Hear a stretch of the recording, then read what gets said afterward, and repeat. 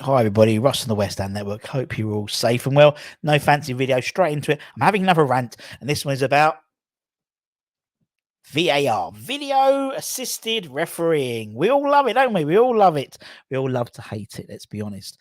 There's not a match day weekend that goes past where there's not a conversation between fans, officials, players, pundits, ex-referees about the issues raised by VAR. Not one match of the day that goes past where there isn't looking at VAR decisions and criticising them for being wrong, or maybe a judgment call that wasn't made correctly.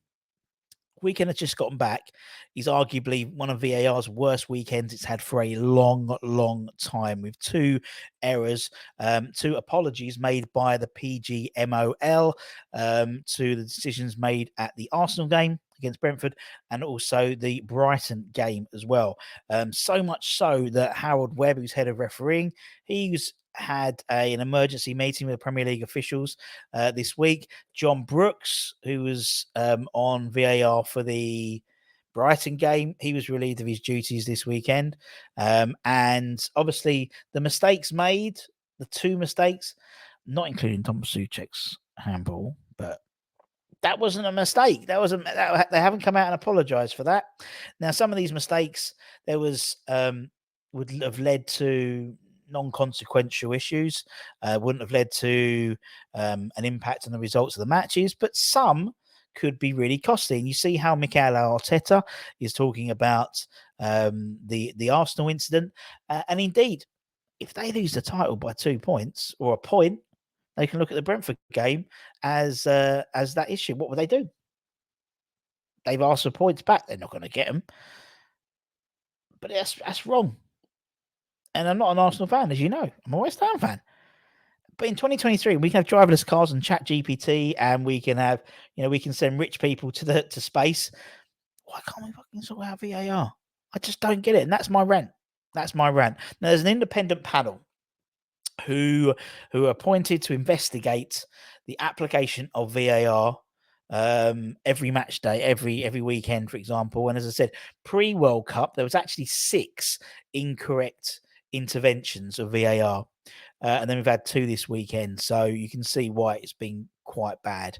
As I said, those 6 previously are, I'll show you so you can have a little butcher's look. We've got the Crystal Palace game against Aston Villa in August. We had the Newcastle game against Crystal Palace again, when it was 0-0 draw in September. We had the Chelsea West Ham game when Chelsea won 2-1. If we went down by a point, this could be the point. We also had Man United, Arsenal again in a 3-1 defeat to Man United. We had Villa again in a 3-0 loss to Fulham. We had we've seen that one. Are we up to it? Where's my number 16? There's my number 16. We had the Nottingham Forest 2-2 draw at Brentford. It's always bloody Brentford. And as I said, we had the Arsenal game, the Crystal Palace Brighton game, where again the wrong person was adjudged to be offside, and similarly issues with offside and the Brentford Arsenal game.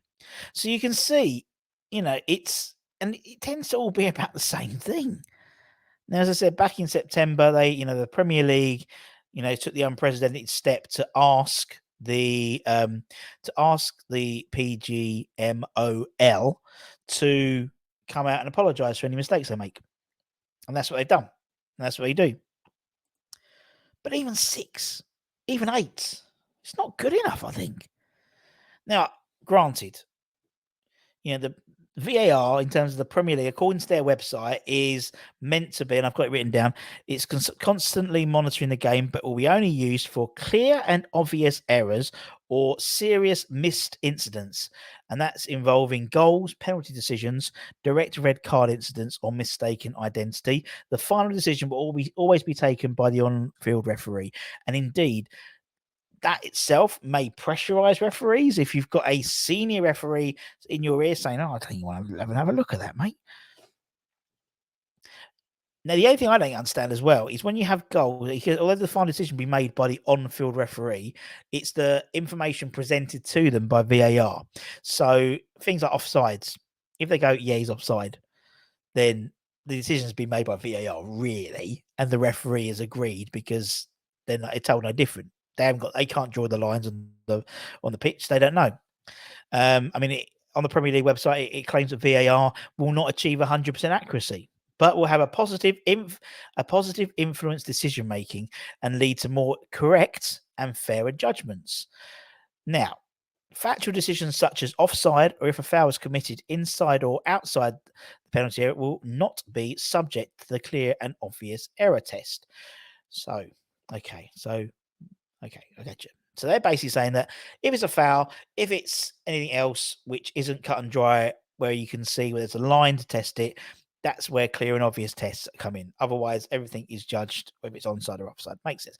During the World Cup, during the Qatar World Cup, they, I believe, were doing some trials on working with an automated offside technology system using cameras, tracking devices. That to me is the way to go. Because like it or loathe it, technology is part of our lives now. Everything we do. I'm talking to you on, you're watching it on a phone. Everyone's got a bit of technology. If you're watching this, you've got a bit of technology to watch it, and it's only going to get more and more integrated into our lives every day. Every single day, we're using technology all the time. So where there's a situation where you can remove human error by making it, if you're half a centimetre offside, you're half a centimetre offside. If you're a mile offside, you're a mile offside. There's no cut and dry. You're either onside or offside. Same as a ball. If a ball crosses a line and there's only that much left, it still crossed the line. If it hits the back of the net, it still crossed the line. It's exactly the same. Now, obviously, they tried this, and I don't really know how successful it was, but the idea is to remove human error. This was an issue with the weekend when they apparently put an offside line on the wrong player. How can you do that? But again, the reason why I did it is there's no transparency in that.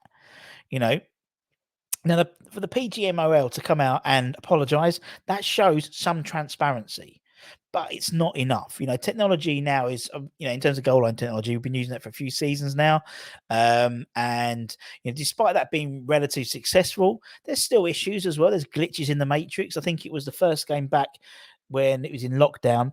I think I've got Villa and Sheffield United in my mind, and there was the ghost goal where the ball clearly went behind the line, and everyone could see it went behind the line, but the ref was told it hadn't gone behind the line because there was a breakdown in communication. That happens.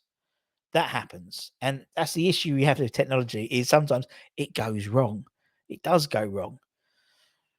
But that's few and far between. That's the only time I can think of that off the top of my head, and that's been 2.5 seasons, 3 seasons. Technology has been used successfully for other sports, rugby, cricket, tennis. So why is football the odd one out? When football probably generates more money than all three of those added together, and then some, why can't we spend a bit of money and get it sorted? There's millions and millions and millions of pounds of decisions are made based on decisions made by a human. And actually, if that human can be taken out of it and it can be used by a piece of software, a piece of technology, surely that makes things a lot safer. But technology going down and the robots turning against us. I think it basically comes down to transparency. That's for me is the issue with VAR. Something that's been lacking in the beautiful game for many, many years is being transparent. Rugby, cricket, tennis. Look at rugby specifically, because I think that's where there's more subjectiveness, like football, whether it's a high tackle or there's crossing or there's offside. You don't really get that in cricket and tennis. It's either hitting the stumps, leg before wicket, it's hit the touch line, it's hit the net, and you can see that through Hawkeye or Nicometers. Rugby's a bit different. Rugby's more similar to football in that respect. In rugby, for instance, you hear the communication between the ref and the video referee. Watching the England game the other day, I think England scored 3 or 4 tries. The ref hadn't even bothered talking to TMO. And then there was one instant where they did, and it was crossing, and it was offside. So therefore, they gave it against England, and Italy had a penalty, and it carried on. We all know what's going on then. If it takes 3 or 4 minutes, we can hear the conversation. That to me is the issue. The issue is you get a sign put up, VAR checking. You have Martin saying it. If you're not going to say Martin be saying VAR, goal checking, potential offside. You wait 3 or 4 minutes and then go, goal offside. And that's the communication. And that's the issue for me. At the recent World Club Cup, I think Real Madrid won it. I think they trialed a similar system to the rugby world in terms of how they use it, with referees explaining the VAR decisions to the attending audiences. And I believe it was a Chinese referee who was the first referee to do this. So that'll be a pub question. That's for sure. I think it was Auckland versus Al Ahly, and it was a decision about a penalty. I think it was. He ended up sending off the Auckland player, but he saw the VAR, saw the screen, then went back to the pitch. He was mic'd up, said his decision. Away we went. That's the way to go. That is the way to go. I remember the first time during lockdown. Obviously, I said I'm privy to a bit more than other people. I appreciate that. Now, I remember. I think it was I think it was during lockdown. Obviously, we were still at the games. We started playing goal music because otherwise, it was like there was no one there. So you score a goal, hey, great. So we played goal music, and I refused to play goal music with 60,000 people in there. But when there was only like a couple of hundred, and it's nice to give a bit of a boost to the players when they scored a goal. So the first day we did this was the Chelsea game, where we beat them 3-2. I think Yarmolenko scored a last-minute winner, and I was always against it, but I played it. And Thomas Souček scored a goal. I play the goal music. What happens? Goal gets disallowed. First time ever I play goal music at London Stadium, the goal was disallowed. So from then on, that set the tone for me in terms of how VAR is used. As it currently works, it doesn't allow you to. It changes the way you enjoy football. It changes the spectacle. You can't celebrate. No one can celebrate a goal properly until the opposition kicks off. And I get it. Football is a very emotive sport.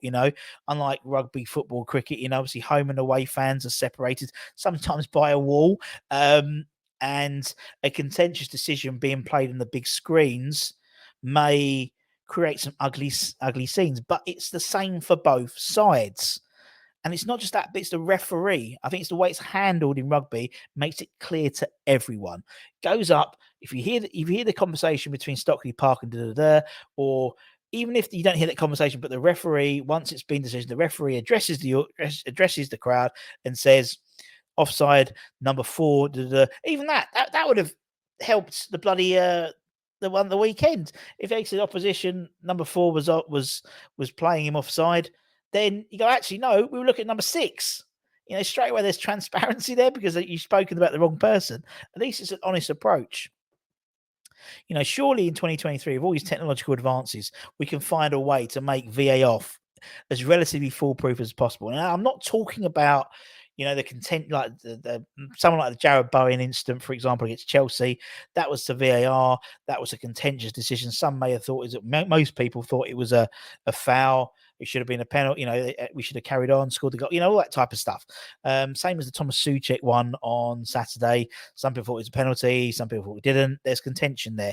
It's where you have human error lending to a mistake, where a line's put on the wrong person, or the VAR isn't looking at it properly. That to me is the issue. And it's not just that, but the length of time it takes. I mean, right at the end of the Chelsea game, Thomas Souček scores a goal, right? I'm in the box. I've got my monitor. Straight away, I can see it's offside. I said to him, that's going to be chalked to offside. Because you saw it straight away. It took them 2 to 3 minutes to do that. And that to me, and they were looking at something, and I couldn't see what they're trying to look at. And I'm like, what are they looking at? He's offside. He's so clearly offside. And that was for my team. I could see that. If the referee saying, you can hear if you heard the referee talking, at least it fills in the gap before the decision is announced to it's made. That to me is the issue as well. It's not just about these contentious, it's not about the offside lines, but it's when the length of time it takes. You lose all that instantaneous nature of football. Now there's going to be a group who will look back at a pre-technology time and yearn for that time to return. But that ain't going to happen. That isn't going to happen. Technology is part of our lives, so heavily intertwined that it's only going to get more and more into how we consume sport, how sport rules, decisions, particularly with so much money in the game. So it makes sense to get it bloody right. And I don't understand why we still haven't got it right. You know, is the communication between Stockley Park and the referee, if that's played out in the stadiums, will that make VAR 100% accurate? No, of course it won't, because not every decision is cut and dry. But will it improve the transparency and remove as much human error as possible? Yes. And that to me is the issue. That to me is the rant.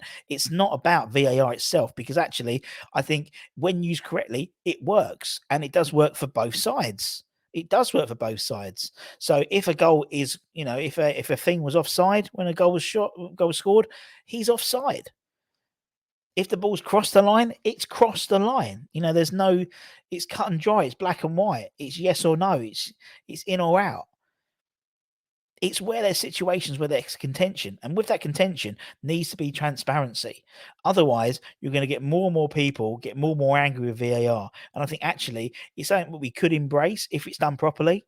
Goal line technology, for example, that's now part of. Now we're sort of okay with that now, because it's worked. There's one incident I can think of in the last 3 years it hasn't worked. Whereas VAR, there's been 8 in the last season, and those are the ones which they've apologised for, not the ones which are also contentious and will be picked up by Danny Murphy or someone like that. Rant over. Anyway, if you want me to rant about something else, let me know in the comments below, and I can have a rant about that too. I love a good rant once in a while. It blows off a bit of steam. Anyway, if you're new around here, give it a like, give it a comment, give it a share, give it a subscribe. Take care, my friends, and let's get ready to stuff those Spurs. Come on, you Irons. Come on, you Irons.